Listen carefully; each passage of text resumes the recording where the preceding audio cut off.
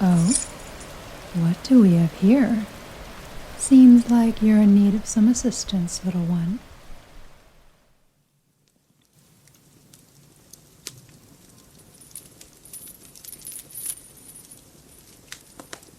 Hey now, if you move around too much, you'll end up hurting yourself. Those bonds are for your protection. You were thrashing around in the night as you slept. I would have been a little more than irritated if you ended up destroying my furniture, and it seems that you've gone through quite an ordeal as of late, from what I can gather from the state of your body.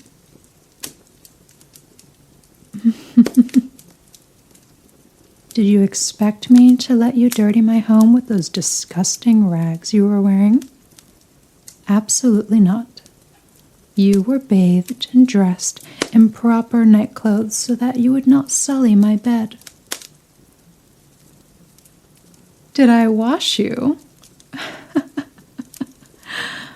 Oh, are you feeling a little shy? I would have expected that you'd already had quite some experience having others touch you, considering the markings you bear. Or are you perhaps a new find? That would explain the rags you were wearing, rather than the proper garments the trade house dresses their merchandise in. Did you think I wouldn't notice? It's obvious that you were a runaway from the trading house. Your terrified expression, the bruises on your wrists and ankles, the magic markings on your body, indicating that you are yet unsold. It's as clear as day. Did you even recognize the home of which you were knocking on? No, of course you didn't. I doubt that you would have dared to knock if you had known. Perhaps you had just thought that the one whose home you tried to enter would be kind enough to hide you from those men without any kind of exchange. How naive. Sweet, innocent thing. Those who run from the trading house are punished quite severely. You must have known that. They do often make examples in front of the newly found merchandise in order to dissuade just this thing from happening.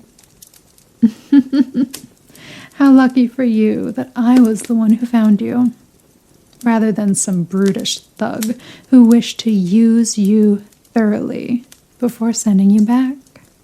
You are quite delicious looking, after all.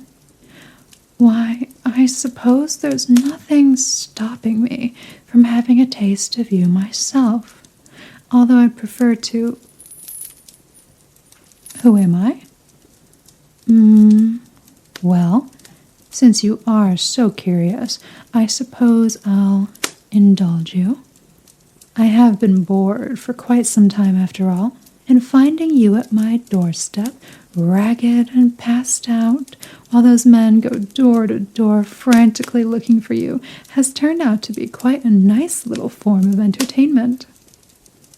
I'll indulge your curiosity, since you have already been such a fun little thing so far.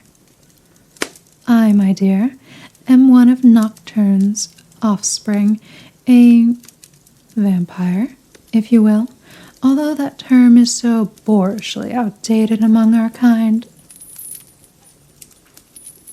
Calm down, little one.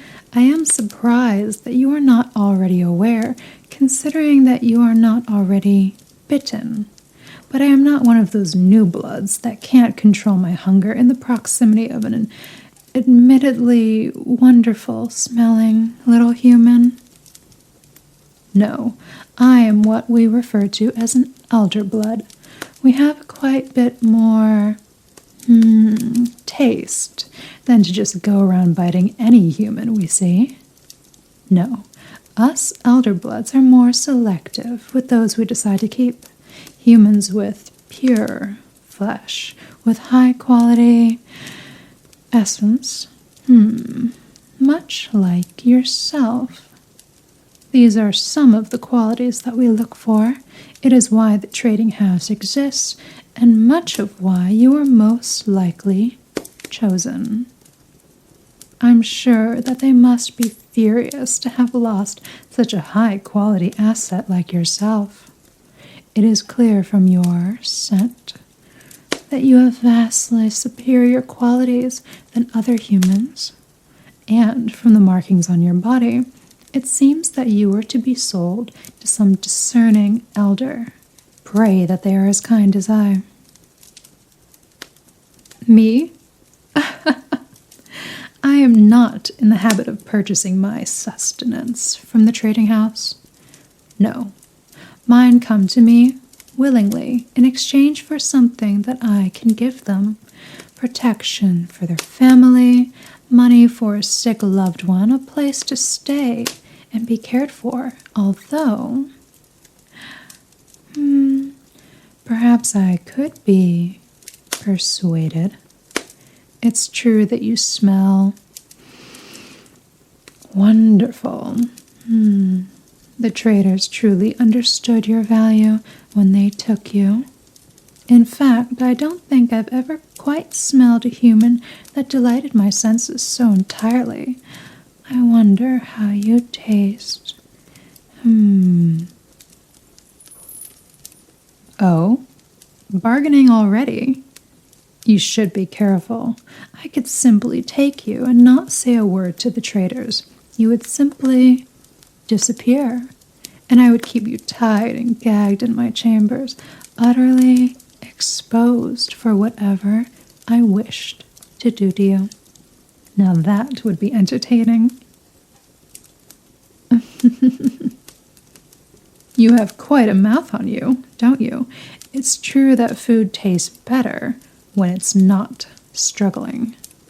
There is a good reason why our kind are known to use our charm on yours before we partake in our meal. Your essence tastes richer, more full of life when you are not frightened and tense. So, you wish for me to purchase you? I suppose that could be arranged. I imagine from your scent and appeal that you would be sold for quite a large sum. Not that it is a problem, of course, but I can't just have you running away at the first chance you get. No, if you wish for me to purchase you, then you will have to agree to bond with me. That way, I will be able to sense your presence wherever you may go. You would never, ever be able to leave me. Think about it, little one. It is better than the alternatives, is it not? I could simply take you now and keep you tied in my chambers, unable to move or call for help as I partake in your essence whenever I chose. Or I could have a little taste of you and send you back to the trading house, where you may be sold to some horrid elder who treats his food far worse than I treat you. You may even be shared at an event with dozens of my kind, sucked dry, until that light in your pretty eyes fades, and you are nothing but an empty shell. No, what I offer you is this. In exchange for your blood whenever I wish, you will be cared for as one of my own. A warm and comfortable bed, food that will delight your human senses, free reign about the city as long as you have a token of my ownership in clear sight on your body. And you will never have to work a day in your life if you don't want to. Is that not a fair exchange? I'm glad to hear that you think so too. I suppose the alternatives are too unpleasant for you to risk them, no? I see that you have not only the looks for a high-quality meal, but the brains for one, too. The traitors. Don't you worry your precious little head about them. I simply need to mark you as mine, and I will deal with the rest. They will be sure to have few complaints about your preemptive ownership. Once I have one of my servants send them a generous amount of gold and a notice of your new bond. If I'll be honest, if you had not chosen to accept my offer, I may have decided to go to the auction house myself and purchase you anyway. I simply wanted to play with you a bit. Your scent is intoxicating, and I knew from the beginning that I would have you as mine. Now I must claim you to secure our bond and get rid of those dreadful auction house markings on your body.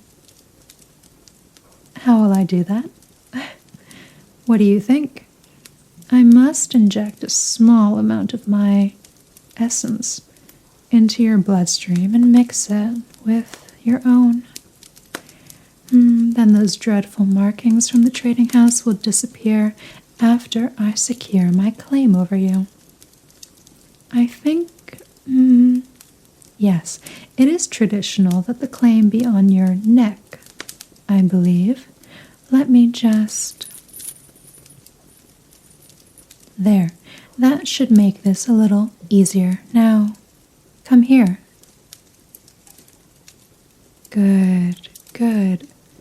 I hope you are as obedient with my claim on you as you are now. Here is where I will claim you. Deep breath now and stay still. This will hurt at first.